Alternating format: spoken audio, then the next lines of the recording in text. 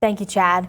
Now, as a moisture log storm pushes into southern West Virginia this weekend, what magnitude of flooding can we expect? Well, our chief meteorologist Chad Merrill takes us to one town that will likely get hit and brings us the latest.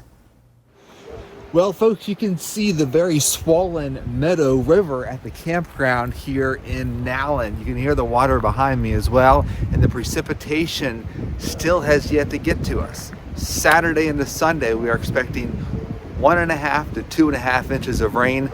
So rivers like this one are definitely going to be flooding. The stage right now is 8 feet. We are 4 feet away from action stage at Nowlin, and we are expecting moderate to major flooding. So most of this campground behind me will likely be underwater. Now, there is still water coming across the roads in many locations. So going into this event, there's going to be some icy spots because temperatures have cooled well below freezing. So keep in mind that all those wet spots will continue to be icy today, even through the early part of Saturday.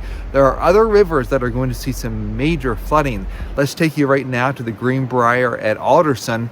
And this is what it's going to look like by early Sunday afternoon as the stage hits 11.3 feet. The swollen river near some of those buildings and homes.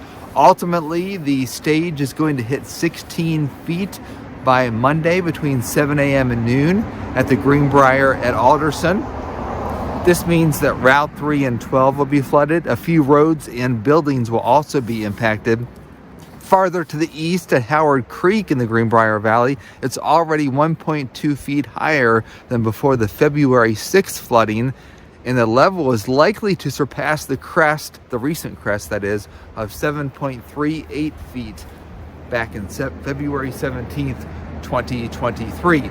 So going forward, the Storm Watch 4 weather team is going to keep you abreast of the rising waters through the weekend and early next week, because not only flooding like this campground behind me that will likely be underwater, but we have power outages, another flash freeze, and even snow in the forecast. So continue to stay with the Storm Watch 4 weather team on Newswatch, all the different social media platforms, and all the radio stations that we serve. Reporting from Nowlin, Chief Meteorologist Chad Merrill for Newswatch. Well, flood warning just issued for the Greenbrier River affecting Summers County, Monroe, and Greenbrier County near Alderson. That is for Sunday and Monday. Confidence level is up there that we are going to see the flooding occur.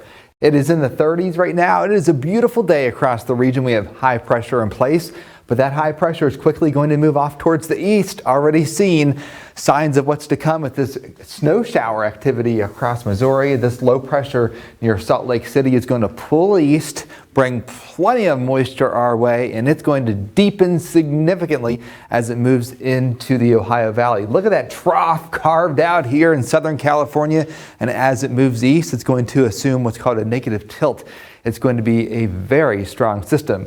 Beautiful, 35 degrees, gorgeous weather today, and then things really go downhill tomorrow. We are looking for a general 1.5 to 2 inches of rain across the entire area, and we do have a severe threat on Sunday. The warm front will lift north Saturday night, and then the cold front will move in from the west. Between 5 and 11 a.m., there is about a 60% chance that we're going to have a couple of severe thunderstorms with gusty winds and very heavy rain as this thing hurls through the region. Now, all we need in a 3-hour time span is about 1 inch to 1.5 inches of rain. And folks, when this warm front starts to lift north tomorrow around this time, it's going to be raining to beat the band.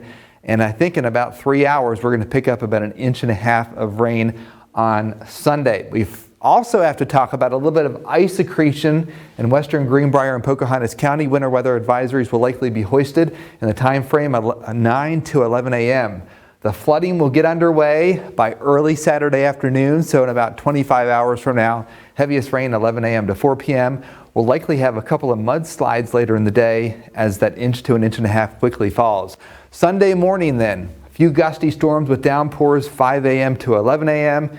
Behind the front, we'll have the winds gusting 35 to 45 miles an hour. Temperatures will probably fall from 55 to 60 degrees all the way down into the lower 30s later in the day. Snow showers commence after sunset. And folks, the number of power outages will start to multiply from about noon to 3 o'clock. We will have an inch of snow after 7 o'clock through early on Monday. Pressure is fine right now, but look how it's deepening or lowering across the upper Midwest as it moves east.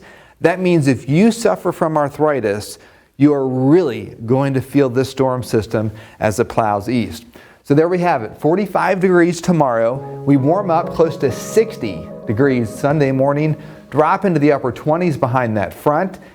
We'll have a total of 1 to 2 inches of snow from that system late Sunday into Monday. And folks, we'll have black ice concerns all next week, and then snow Wednesday into Thursday, likely picking up 4 to 7 inches of accumulation. Diverse weather pattern will continue to keep you monitored, but this is your latest 7-day forecast.